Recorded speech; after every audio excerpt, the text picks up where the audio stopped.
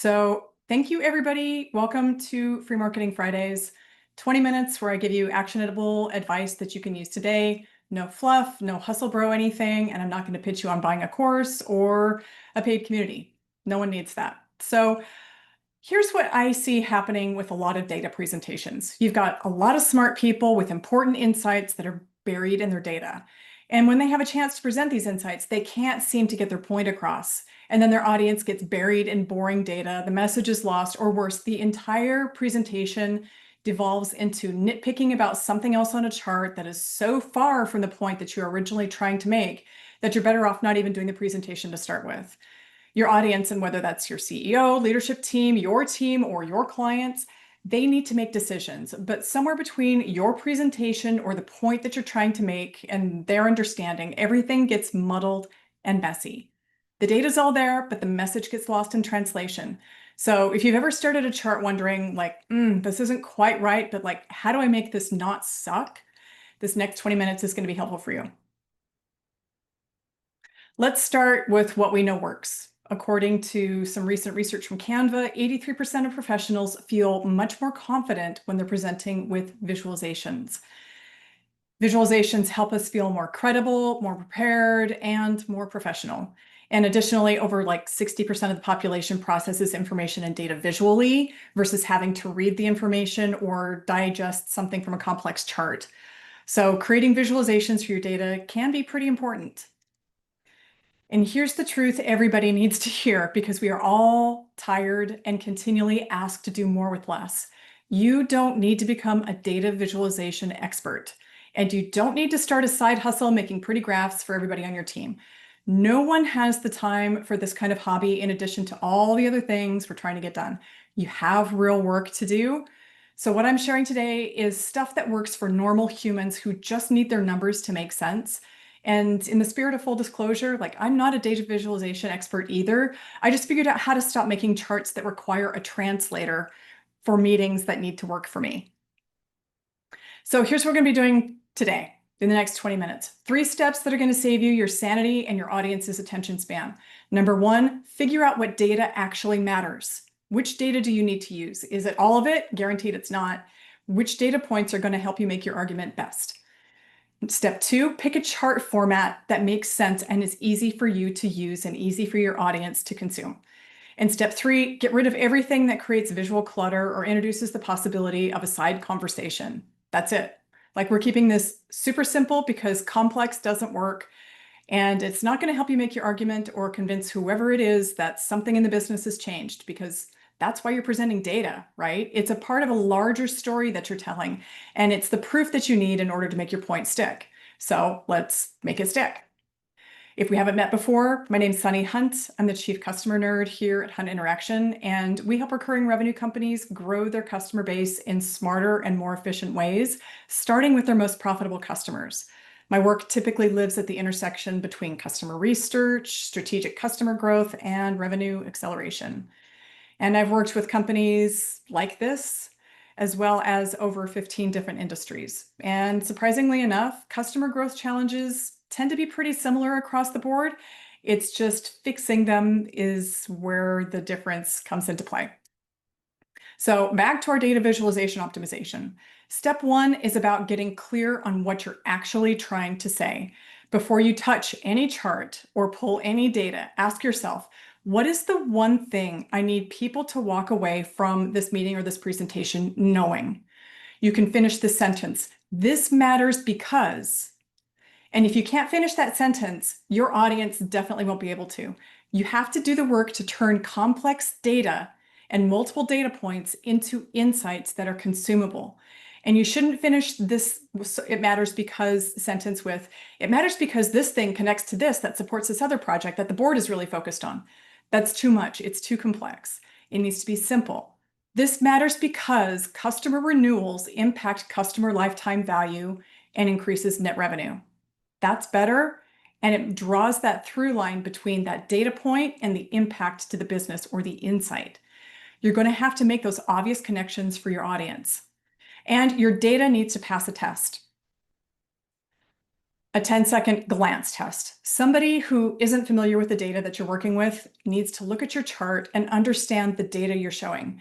They may not understand the insights you're building, but they should be able to say, yep, renewals are down or renewals are up, without having much more context than just the chart that they're looking at.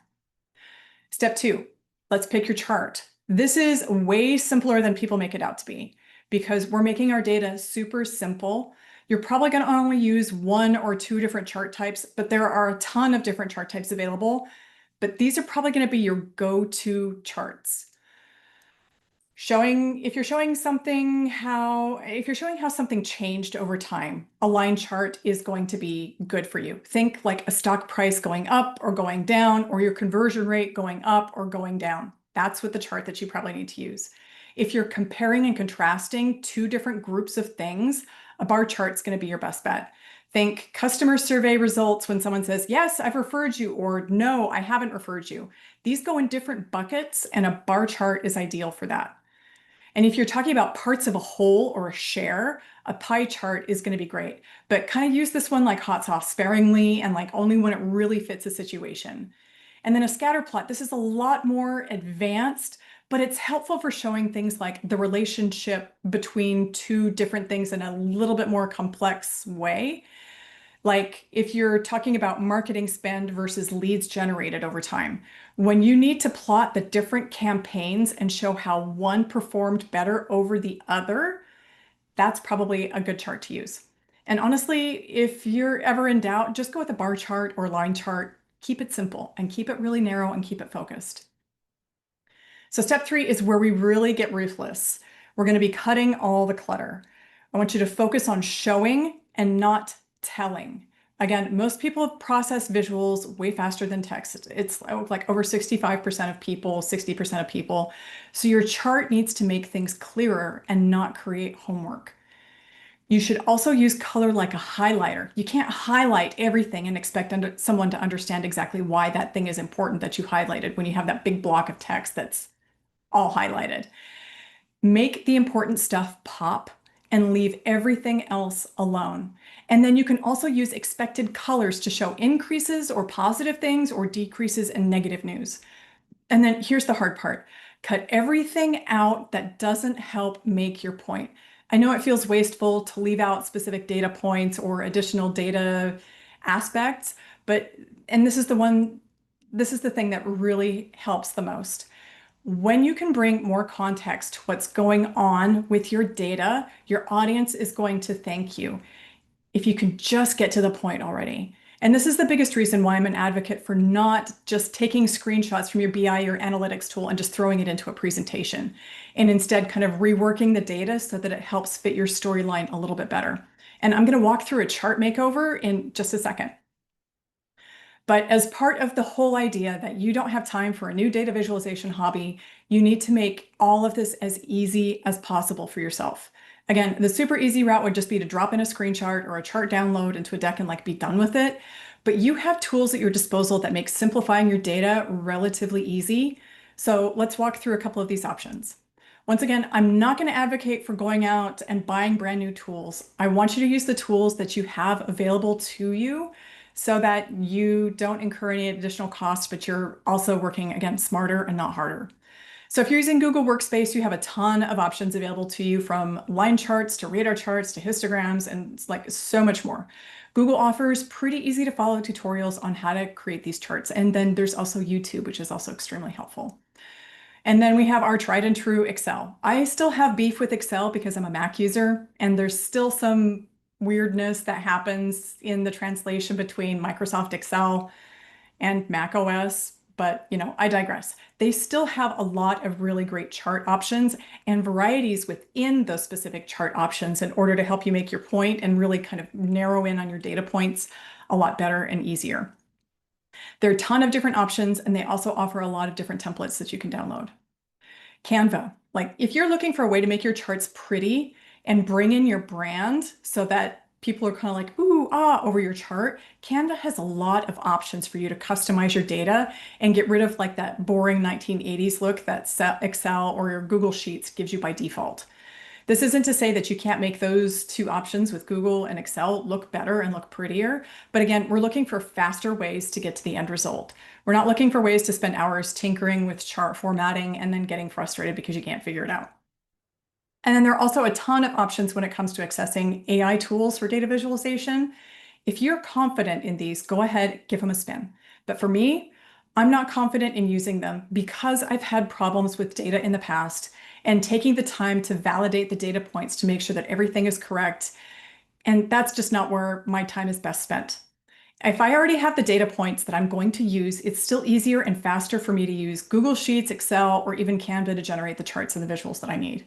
And this is especially true if you're asking these tools to help you with data analysis.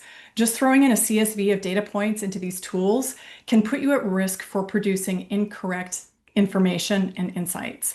That's not something that I want to risk right now. It might change in the future, and I'm continuing to tinker with these here and there. But right now, for me, it's the tried and true tools.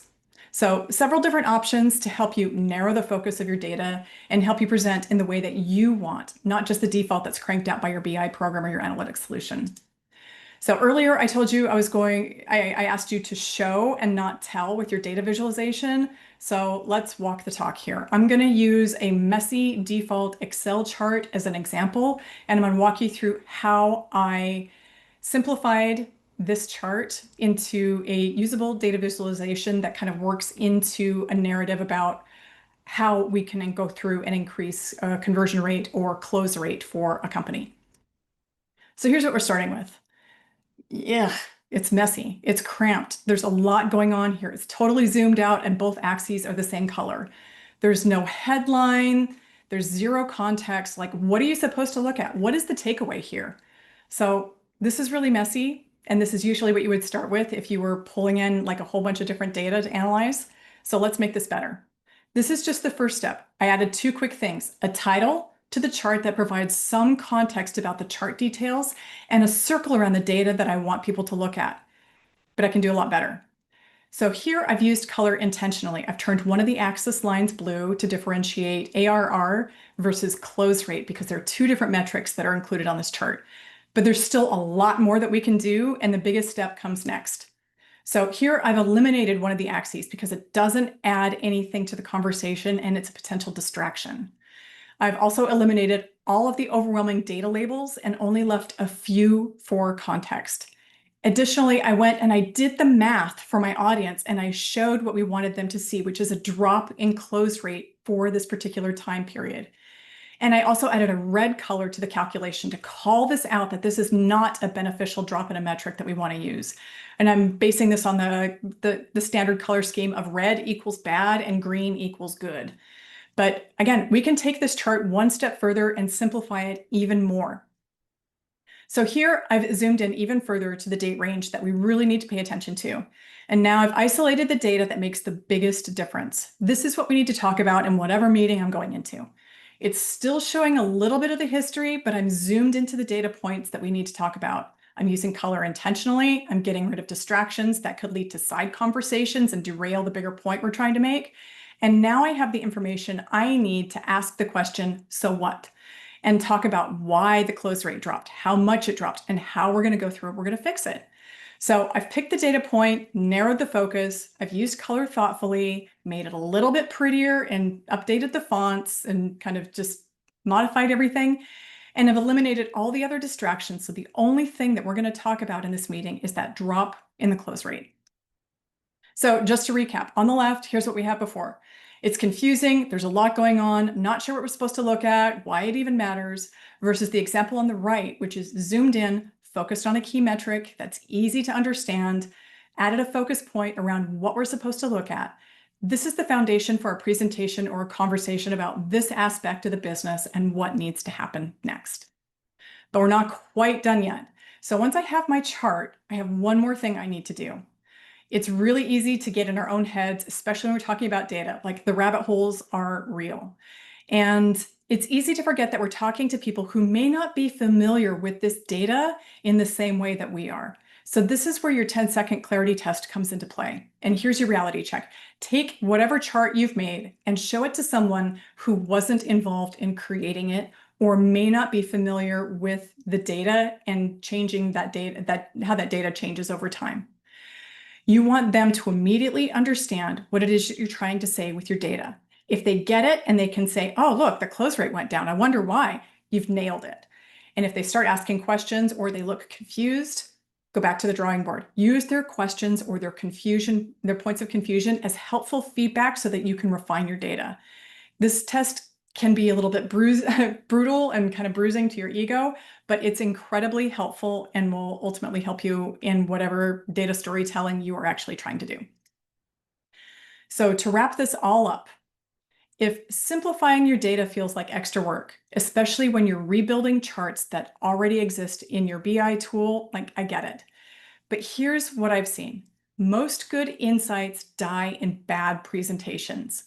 You know the meetings I'm talking about, people checking their phones, side conversations happening in Slack, or worse, the whole meeting goes sideways because someone fixated on some random data point and you didn't see it coming. But creating visualizations for your data isn't about becoming a chart design expert. It's about presenting information in the way that people actually think. When your data is working, your audience shouldn't walk away impressed by how smart you are. They should walk away clear on what they need to do next. And that's the difference between data that sits in forgotten slide decks and insights that drive decisions. So if you feel called to try this out for yourself, I have a quick homework assignment for you. I want you to grab one presentation that you use regularly. It's probably like an updated monthly report, dashboard summary, whatever it is. Run it through these 3 steps. Figure out your so what, or why you're talking about this data in the first place. Pull out the metrics or the KPIs that matter most. Pick the obvious chart. Don't make it hard on yourself. Pick an easy chart that makes your point. And then cut the clutter. Simplify, narrow, do the math for your audience. Make it easy to glance and understand what you're trying to say. Then finally, test it on someone who didn't help create it. You're not aiming for perfect, you're aiming for clear. And remember, no data visualization hobby is required to do these 4 things.